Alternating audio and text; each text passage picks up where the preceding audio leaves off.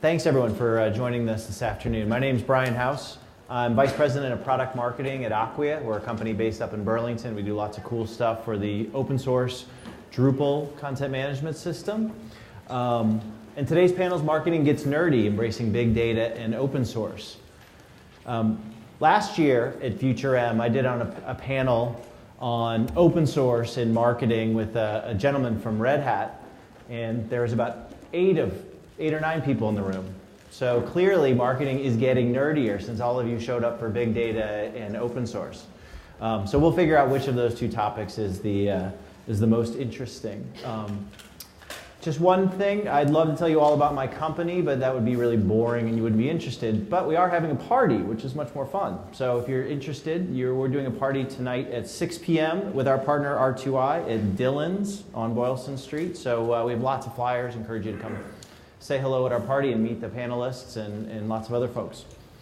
So without further ado, why don't we introduce our panel and jump into some questions. So I'm going to start here, Scott, right next to me. So Scott, why don't you introduce yourself, tell us a little bit about what you do. Sure. I'm Scott Lozier. I'm with the Harvard Graduate School of Education. I've actually been there about a month, so it's all new to me.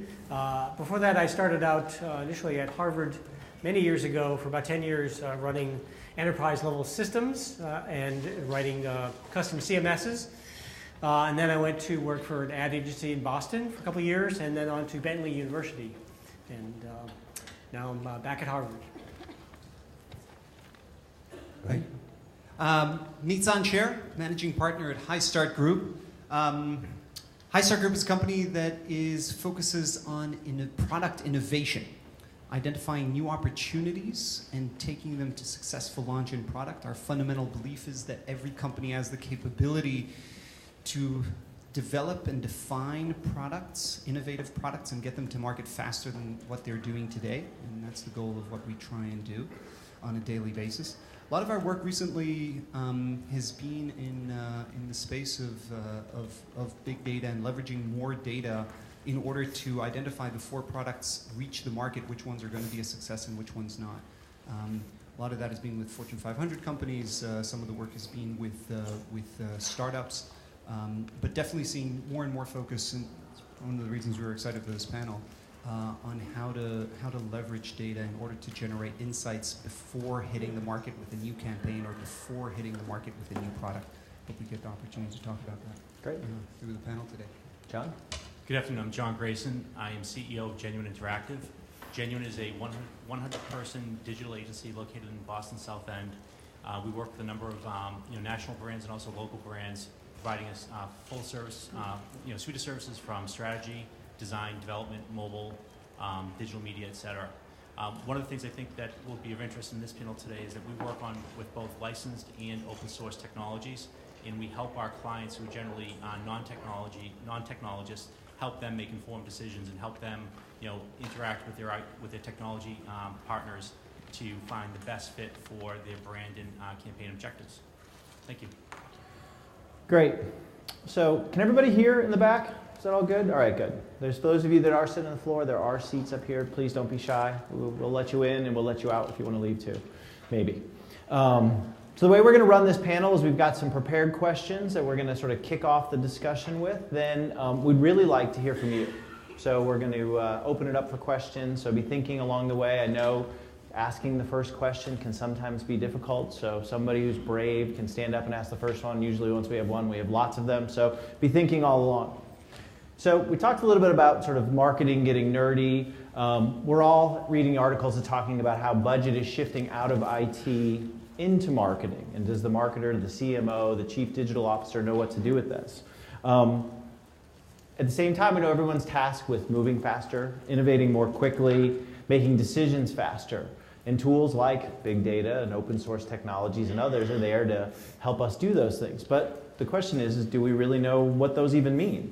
And how should you approach sort of evaluating this? So why don't we go through sort of a definition. What do these things mean and how do we think about evaluating them? John, you want to kick it off? Sure. So we, when we work with our clients, the first question, one of the questions that always comes up is, what technology should I build our website on, our mobile app on, whatever it might be. And it's not as cut and dry of an answer as people would think. There's a lot of benefits to both licensed and open source. One of the things that we're seeing with open source today, though, is the rate of innovation that occurs in open source that does not occur in the same path or the same rate with licensed software. And if you're a company or an organization that is going to be moving rapidly, if Twitter is going to be coming out with some new functionality that you want to take advantage of, the open source community provides you with faster access to that functionality versus, I'm on a legacy licensed piece of software and I'm going to have to wait for that company to come out with that functionality, which might be 6 to 18 months down the road, or pay your developers, custom developers to build that out for you. Good. I think last year the discussion on big data, or the comparison to big data, was like sex in high school. Everybody talks about it, very few people do it. So that was last year. I think this year the prevailing thought, it's more like sex in college. Some people do it more often than they actually should, and for their good safe health. So question really is around, as John started to describe, what is big data and when do we use it, and should we use it too often? I think in multiple client discussions, what we're hearing is, if we were on a schedule of launching, let's just say, one major campaign, one major new product once a year, let's just say, for argument's sake of simple numbers, $100 million devoted to that new product, to that new campaign. Now we have to launch 10 new products, 10 new major campaigns per year. We're not going to get $100 million times 10. We have now $10 million, let's just say, flat from last year, $10 million per campaign. So the question now becomes is, before we launch that campaign, before we launch that new product, and now we have a tenth of what we had before to spend on it, how do we make sure that every one of those dollars is correctly spent? How do we make sure that we don't spend the first $50 million in the wrong direction on media and on customers that are not going to be our ultimate money-making customers, and tweak and iterate along the way? And we've read Lean Startup, and we've read Rapid Prototyping. So how do we not just tweak along the way after the big dollars have been spent, but rather than that, before the campaign launches, before the new product launches, what information, what data, what information sources do we have access to that will help us predict, that will help us estimate, put us in the right direction of what customer preference will actually be? And that's part of what big data can be leveraged for. Nita, I think you went to the wrong high school, man. I'm not sure I was handsome enough, maybe that. Look good to me. What I was just saying is that, we use this term big data, but I think data is actually really small. I think there's a lot of details that we need to keep track of. And for us in higher ed, that's the challenge. And how do we get all this data, and then what do we do with it? Cool. Well, let's build on that. Let's talk about this, Scott, in the context of higher education. So, higher education, just the way sort of Nitan described this, there's a lot more competition. There's a lot more competition for students, for people to come through the process. And now when we talk to higher education institutions, they sound a lot more like brand marketing companies when they're approaching digital marketing and sort of the tools they need to think about the conversion funnel and things like that. So how does this play itself out at Harvard?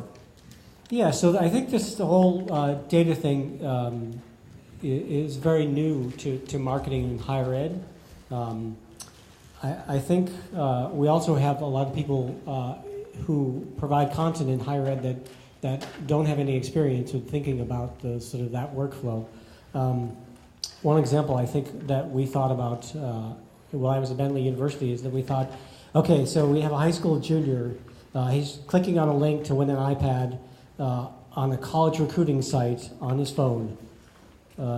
Okay, so he visits our website and he says he wants more information about finance and rugby. Then he gets sent a general PDF, which he later looks at on his iPad. And then he sends a link to his parents, and the parents look at it on their desktop. We want to know about every step of that process. And then we want to know did the student eventually enroll in that program? And we want to try and follow that back of, okay, so they didn't. Where did we go wrong? Where did we miss that? So that's one thing that we're looking at. Sure. Nissan, you want to tell us a little bit how you guys see this in other industries? Sure. So I think Ed is a great place to start. But I want to start something that a lot of students do on a regular basis, and that's sometimes even more than studying, and it is in sex art. We're going to leave that example alone. It's around music, right? So one of the classic uses of big data, starting 5-6 years ago, one of the earliest, best examples I think that are out there around Pandora, right? Pandora knows what song you're going to like before you said it, before you indicated what song you're going to like. And how does it know what song you're going to like? They had this fantastic music DNA. It's the Music Genome Project that they put together, right? Dissecting every song into 250 to 400 components. That's their genealogy of a song. And they see what songs you liked and what songs are people like you liked, and hence they're capable of generating, using a heck of a lot of data, what songs are right for you. So that was kind of like the beginning. Twitter leveraged a lot of that for its recommendations on Twitter. Amazon obviously leveraged a lot of that information, as well as did LinkedIn. But now, as we're entering 2014, we have to ask ourselves, how can we leverage that same thinking into new areas, into new products, into new marketing campaigns? Right? How can we dissect a marketing campaign, and based on previous marketing campaigns that we've done to our audience, to similar audiences, and the response that they did, that consumers had to those marketing campaigns, how can we estimate which marketing campaigns are going to be successful and which not? How do we break down a marketing campaign into, I won't put the challenge to 250 components, but to 10 components, to 15 components, and see what success rate each one of those components has had? Hollywood had started doing this quite successfully, actually. Hollywood says that within the first 30 minutes of the first evening of a movie showing, they can predict with tremendous accuracy how well that movie is going to do in the box office. First 30 minutes of the first night, they'll be able to predict how well. And they've taken that back now, and as the movie is being produced, and even before as the script is being written, they can predict with fairly good accuracy how it's going to do in the market. And the reason they've been able to do that is they took each movie, they segmented it into what components there are, things that go well, the things that don't. They compared it to thousands of other movies that existed before that and how well each one did. And I'd put that challenge out there to marketers of 2014, 2015, 2016. How do we take a campaign, how do we take a product, break it down into its components so we can leverage those components across different campaigns that we've had in the past, data sources that are readily available to us, if IT is using the right infrastructure to make that data readily available to us, and leverage that in order to better predict in a more accurate way where we're going.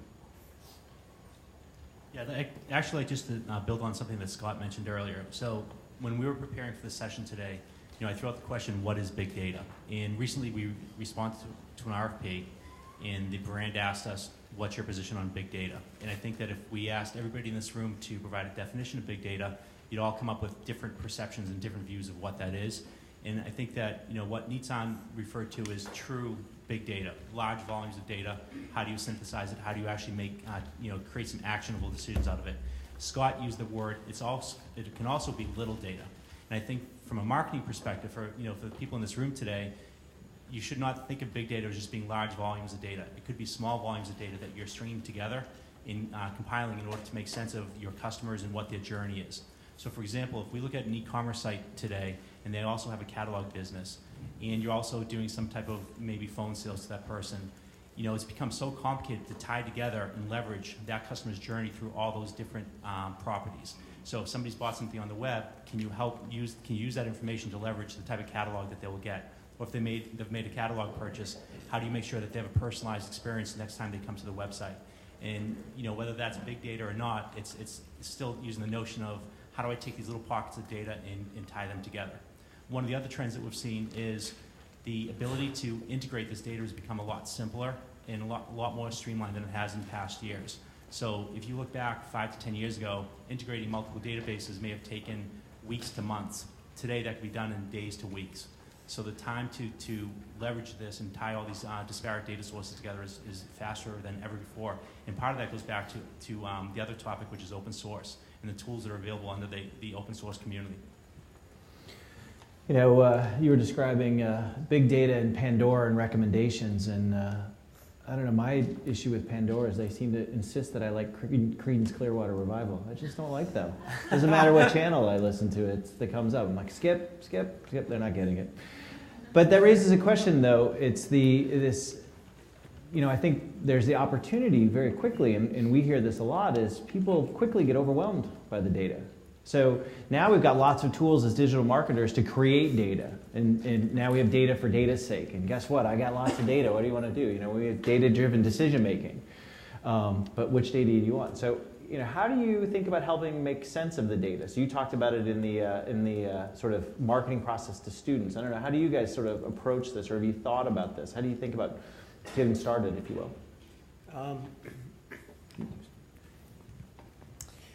So I guess it's important to generate some kind of campaign or goal with which to start from. I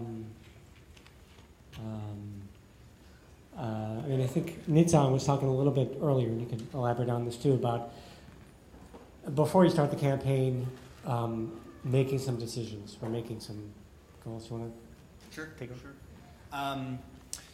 So it's all about the measurement, brought up Brian.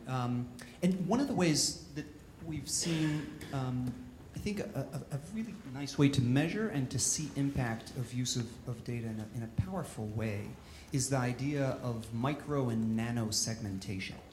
So in the past, as marketers, we read through the textbook and we learned at school the idea of personas. And personas was really this big hit, and you create 8 personas of your target audience, and Maggie goes as a worker in the bank, and she does this in the morning, and she drops her kids off, and she picks them up in the afternoon, and this is what she does in her life.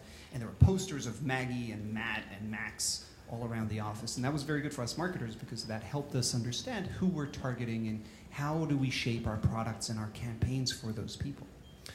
Well, that was in the era and the days that we didn't have tons of data about those people, so we created a soft feeling of a persona. And don't get me wrong, that was very powerful and helped a lot of companies move forward. But now we have the ability, instead of creating 8, to create 8,000 or maybe even 80,000 personas. Because we don't have to create a poster for each one, but we can actually identify, you know, just look around you in this room, how different each person is from the person sitting next to them. The way we dress, the way we think, our experiences, our aspirations, where we've come from and where we're going to. And the ability of data now, that we're collecting more and more data about each one of us, is to customize the message, is to customize the offer, is to customize the brand representation on an individual micro and nano segmentation. And that can be only done when you have a lot of information per individual. Now, you have to ask yourself, where do you collect so much information on every individual, right? So if a company is a large company, we work with some Fortune 50 companies, they have a lot of data about their people, about their customers. Past purchases, what they like, what they don't like, aggregation now that happens across companies and companies sharing data between them in order to get a better profile per person. A lot of data that we put on ourselves out there on the web that's aggregated together in order to get better decision making. But ultimately, all of that comes together and works if you have two main, I'd say 3 main components. One is the data to start off with on the individual basis that enables the segmentation. 2, a good model that takes that and does create clusters, because I used before the example of 8,000 and 80,000. There's a price to pay when you go to that level of segmentation because you're creating different messages. And I'd say the third is the ability of the company to address small segments. So this isn't trivial and isn't easy for any company to do, and I don't recommend you try it at home, just like that. But if the company is geared to and recognizes the opportunity of microsegmentation and has the data sources to leverage and create that microsegmentation, you can become dramatically more effective in your marketing, because now you're doing marketing per person instead of just the 8 personas that we were marketing to before. Interesting. I was trying to speak softer and somebody increased the volume. Sure, and just to add to that, one of the things that we're seeing more and more these days is real-time analysis of that data. So if you're running, if you looked at the way any traditional digital media company is set up, paid as a channel, display as a channel, social as a channel, organic as a channel, the latest trend is that you're actually considering all of that as content marketing, and you're making day-to-day decisions on what you're learning on organic, on how to influence your paid channel, your social channel, et cetera. So the ability to take this data in real time, it's almost as if there's a term called a scrum, where people have a stand-up every day and they talk about how they're going to move a project forward. And we're seeing more and more scrum-like activity around taking this data in real time and using that to influence each of the channels, no longer having those channels work in silos. If we look back at Google AdWords 10 years ago, you had a banner and you had a click-through rate, and that was the extent of analysis and attribution analysis. If you listen to what Nitsan is saying, attribution analysis, because of the customer's journey through social, through display, through paid, et cetera, has become much more complex. So. Can I just add to that on the complexity? There's 2 elements of complexity over here. I think one is the journey, John, that you've been speaking of, that indeed the journey to purchase, right, that used to be, I heard about a product over the radio, I walked into the store, I saw the advertisement for it, I went up to the shelf and picked it up. Now it's I heard about it from a friend at a dinner party, and then maybe somebody I saw tweet about it, and then I went to some mobile website about it, and so on and so forth. It gets really complex. The other element of complexity is trying to understand what sources of information we have from different people in the multi types of responsibilities and roles each one of us fills in every day. And the question is, if we're trying to build profiles about people, is where can we pull in information about them?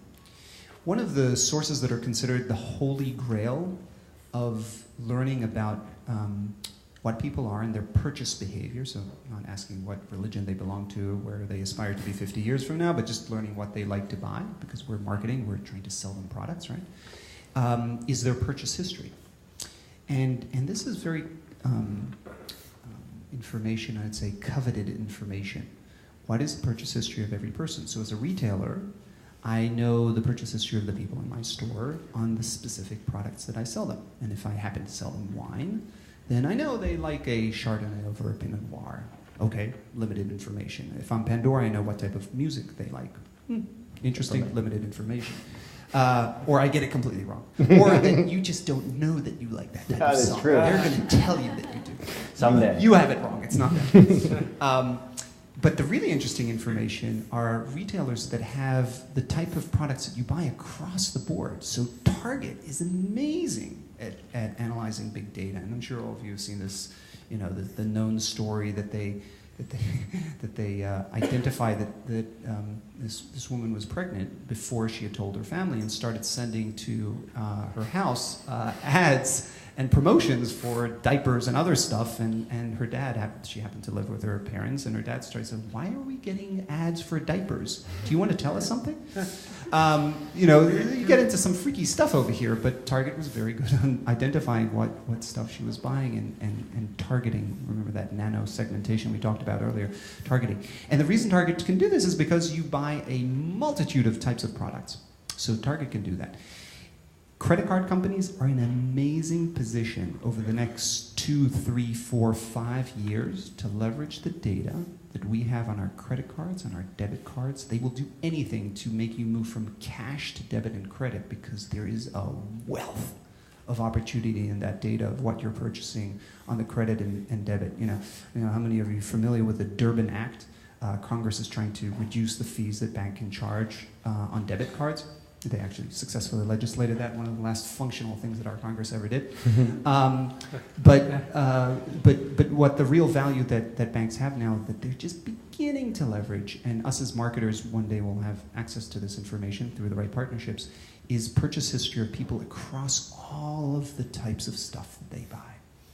And the challenge I'll put out there for marketers, we're the future of marketing, right? So for future marketers is what types of data can you put your hands on, and how can you leverage that data to better position, develop campaigns, and develop products to micro-segmentations and nano-segmentations of customers. Cool. So it's hard for us to talk about this topic around sort of marketing getting dirty, and sort of the importance of technology is playing in sort of how we make decisions, how we innovate, how we build personalized customer experiences, without talking about sort of the role and the relationship between IT and marketing. Now, in order to do some of the things that the panel is talking about, we need a much closer working relationship than we've seen historically, and one that's built on trust and sort of partnership rather than sort of this standoffish, right? IT's job is to keep the lights on and keep the trains running on time, and marketing's job is to break things and innovate. So John, you sort of sit in that role as an agency that comes in and deals with a lot of those groups. How do you think this relationship changes? What's success look like? How do you approach this? Are there any IT people in the room? Before I get anybody mad at me. So I think that marketing's job is to break things. Marketing's job is to be disruptive and to push the envelope. And we're often brought in as a proxy to marketing to help communicate to and help persuade IT towards one outcome or another. So I think from a marketing person's perspective, the best solution you can have is to have somebody who can speak both in terms of marketing and also in terms of technology, and have that vendor, have that partner, have that person be aligned with you and help facilitate that conversation, because it can get really complicated and it can get really deep, and you'll get a lot of pushback. So it's a touchy subject. Well, as the IT guy in the room, Scott? Yeah, I was going to say IT is changing a lot. And I think one of the pressures that's on IT, because IT is being is pulled into the room to have those discussions now. So the pressure on IT is to find ways to streamline their processes, to be able to deliver the tools that marketing is looking for. I mean, I think the great thing is there are a lot of products out there, and a lot of open source tools that we can implement and tie together with all this data to make things a little bit more rapid. We've learned rapid development. Mm-hmm. I think it's important that IT teams now come in and rethink how they're developing, how they're pushing out new technologies, and how they're communicating that. So I read this book a while ago called The Great Partnership, and I want to tell you about the partnership that was described over there. But there is an opportunity for a great new partnership between marketing and IT. I think in the light of recent days, we can say a grand deal can be struck between marketing and IT. No compromises. Grand bargain. And the idea, I think, is this in the era of big data.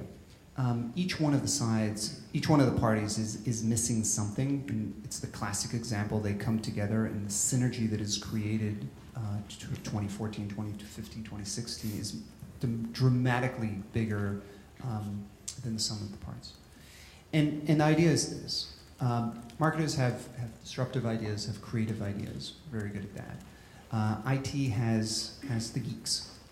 But what both parties are lacking right now is the combination of the two that come together, and that is to take the data that's being created, the reams of information that's in our databases and that we could have access to if we only asked for it, and put that to good use and deliver the insights from it. And to do that, you need a sprinkle of creativity with a whole lot of smart algorithmic. Something's changing. Okay. A whole lot of smart algorithm people that know how to dig into that data and say what is possible. They need to be able to access the data. They need to make data available. John was talking earlier about real-time capabilities, that they need to say our systems can actually do this real-time, and they can actually collect all these types of data. And typically, marketing doesn't have those algorithmic gurus to do it. So a partnership needs to be struck between two organizations. And I think it's, we can't speak to two, we can only speak to one IT person in this room. But, let's put the challenge on the marketing people in the room to put together a vision of what can be done by unifying and creating a grand bargain between IT and marketing. And I think if we put that vision together, a lot of great things can be done in our companies. Cool. You want to jump in or? No. And I think one of the things that we see is a lot of it is about shared success metrics, and being aligned and then being measured together on some of the same things that so that we're in it together and our incentives are aligned. And that's certainly one of the things that we see in our customer base is alignment is they define success in a way that makes sense and it's shared between those two groups. So this is the point of the session where we start to open it up to the audience. So we have handheld mics. I am relatively mobile, and so we're going to walk around and ask questions. So I see somebody's already got their hand up, so I'm going to walk over here. Breaking down third barrier, right? There you go. Pass it down. We're a shopping center developer, so we are sort of a brand amongst brands. We represent a multitude of brands, so we don't actually have access to the customer data that you're referencing or that kind of in-depth data to segment our audience. So we're still doing Facebook and Twitter on more of a broad stroke, communication message. And where we get hung up is sort of how to make it relevant to our experience without actually being able to segment the consumer and really talk to them in their, talk to them about their purchasing habits or relate to them in the way that they shop. We can only just talk to them about, this is the event that's coming, here's the sale at the Gap, whether you're a Gap shopper or not, because we don't know. So do you have any suggestions or any ideas for us in sort of how we can be better communicators in those spaces without having the customer data that our retailers actually have? I think the answer is little data. And the reason I bring up the topic of little data, it can be sometimes as powerful as big data. To bring the equivalent of the small forces and the big forces of the atom, the small forces are actually stronger than the big forces. But the idea is this. I completely understand I think I understand your example of saying you don't have access to the actual purchase information of those people. You don't have a direct customer relationship with them. So where do you get information about them? And this is where little data comes in. I think and I don't know in your specific case, so I'm going to generalize it, but there are opportunities to directly ask the people through walking into malls, walking into shopping centers about their habits. Talk to them on a frequent basis. Survey as many of them as you can as they walk through the door.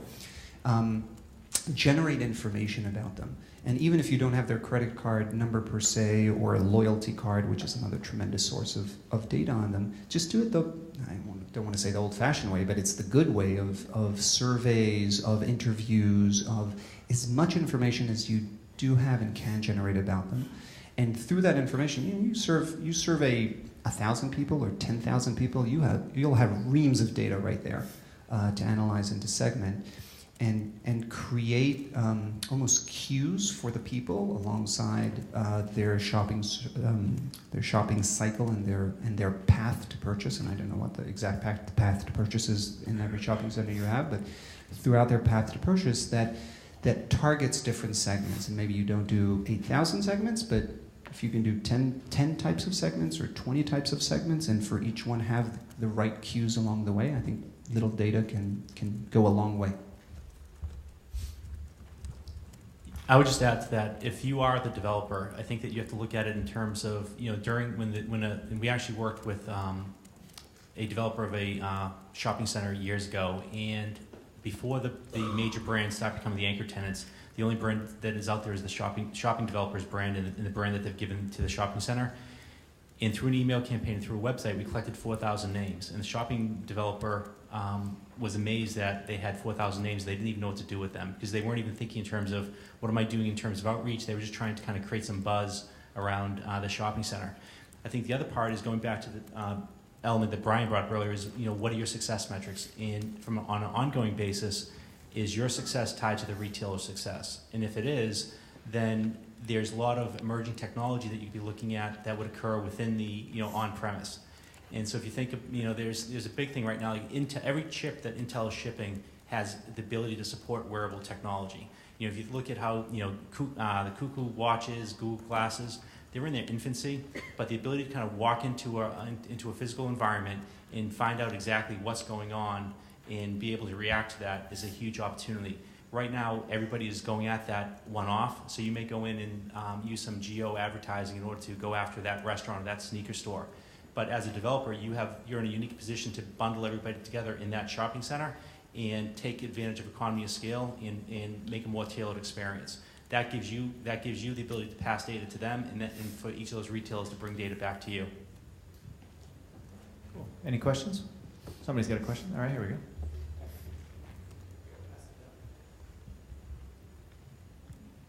I was just wondering, are there any privacy concerns that you guys are taking into account at all when, you know, tracking consumer behavior? I guess where do you draw the line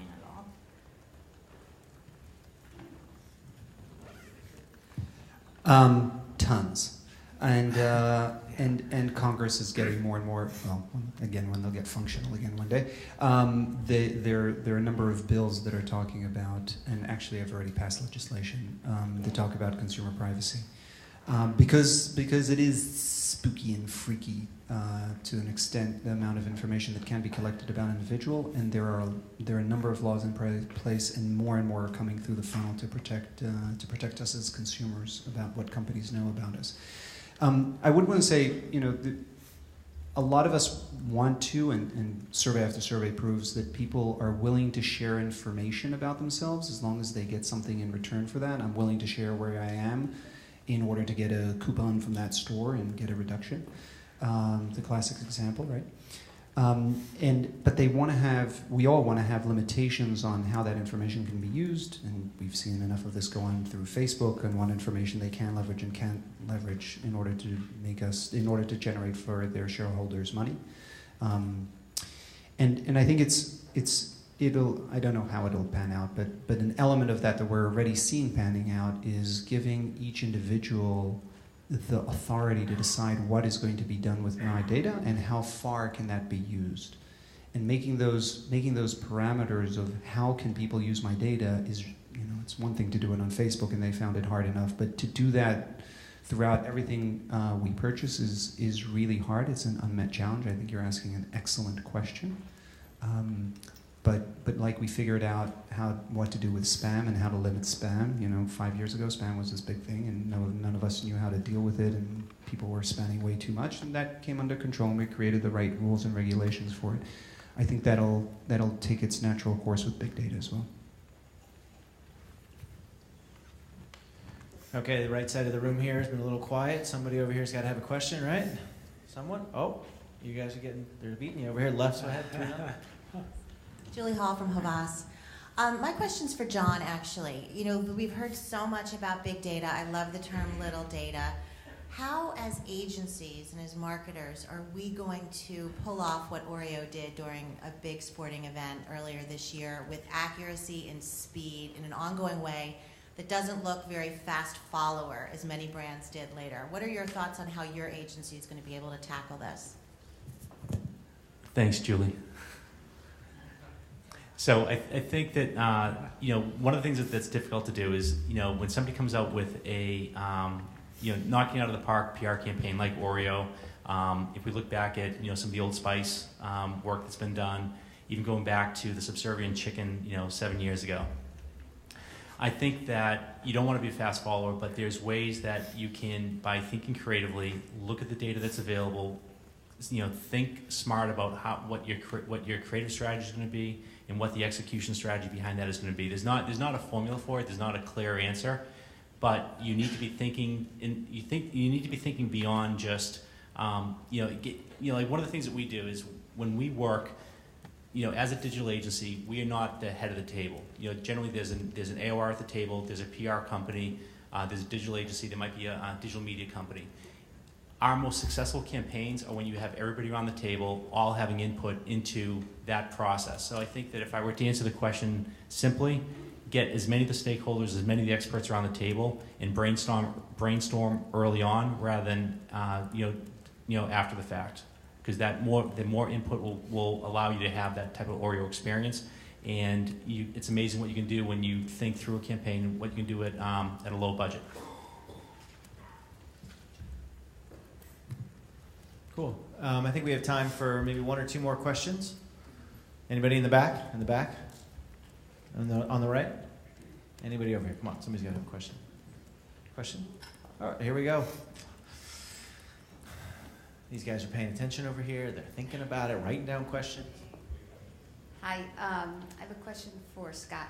I missed the beginning, so I apologize if you said, at what point do you get involved in the development for Cognizant for the new development, or are you there at the beginning, or did they bring you on later? Yeah, I think we're just figuring this out. I think we talked a little bit about communicating between communications and IT. I think it becomes very hard for IT if decisions are made and then to try and implement it afterwards. I think the great thing about open source is that we have more flexibility there. So yeah, I mean, we try to have a once a week meeting with our communications team to say, here's what we're thinking of, what are you thinking of, early and often. But I think one of the things that we talk about at Acquia and we try to is even sort of bringing marketing and IT together in the daily scrum, right? And sort of having a participant who's thinking about these things at the table when we're having our status updates and setting aside time, whether it's once a week or every couple of days, to brainstorm new ideas, to think about sort of game theory a little bit, think about new campaigns, to what might we do in this situation, and then would we be ready to do it if it occurred, whether it's the Oreo example or what have you. Are we ready for closing remarks? You said time for one or two questions. And Do we have one more question? All right, we have another question. The side is head and shoulders above the rest of the room. There you go. This question I have for Nissan is being a big fan of your blogs, and basically, in terms of mobile commerce, how could a new brand could leverage big data or small data to grow hack, a new brand? I think it's a great lead into something that I wanted to also close the day. So thank you. To close at least remarks for this session on big data. And the question was around how can big data be leveraged for a new brand. I don't have a great answer for that. I think new brands have a long way to go to understanding what will resonate with customers, and to understand customers' needs and where gaps exist in the market for which that brand can fill a place emotionally for people, as we know is so important, as well as deliver real value add. I don't know if it's big data. We spent quite a bit of time around that, but it's more on one-on-one ethnographic research and going and speaking to people and in their homes, in their offices to uncover those needs. There's also a level of doing it in a quantifiable way, but I'm not sure big data is the answer. And here's the point I wanted to at least conclude, parting thought on big data. I think we all remember some of us that were alive then, in the late 1960s and 1970s, the promise of artificial intelligence. And artificial intelligence was going to solve all the problems of the world, and computers are going to be able to replace human beings in no time at all. That was late 60s and 70s. There's a reemergence of that thought now with big data. We have so much information. We know everything about everybody. We can predict what each person is going to buy, what brand they're going to like, and soon it's going to be game over. The truth is we're very, very far away from that. And if you want to take it even to the philosophic level, if you believe in free will, that each one of us can choose what they want to do when we wake up in the morning, it's probably going to be, I don't want to say impossible, but most likely it's going to be impossible to predict every move and every desire we have before we have it. If you add to that the complexity of us as human beings, each one of us had a different experience growing up, and we have childhood memories, and our aspirations are changed by what we read every day. Big data can only go a certain way, and I think it's important to conclude a session like this with that understanding. It can serve you in great ways, microsegmentation, better understanding of campaigns. but it can only go thus far. And the brand question that you asked, I think, is a classic example that big data may not be the ultimate answer. Well, we have, let's do just one quick minute. I don't know, Scott, do you have any closing remarks? And then John? Yeah, I just want to say from an IT perspective, this is the fun stuff. So keep on. And just before I pass it to John, a shameless plug. We are hiring a lot of people. So if this topic is interested to you, please turn to highstartgroup.com. Sure. My only thought is don't get caught up in labels. Don't get caught up in the word big data. Think about just data analysis and how it can help you and your brands and your customers. Awesome. Let's give it up for the panel.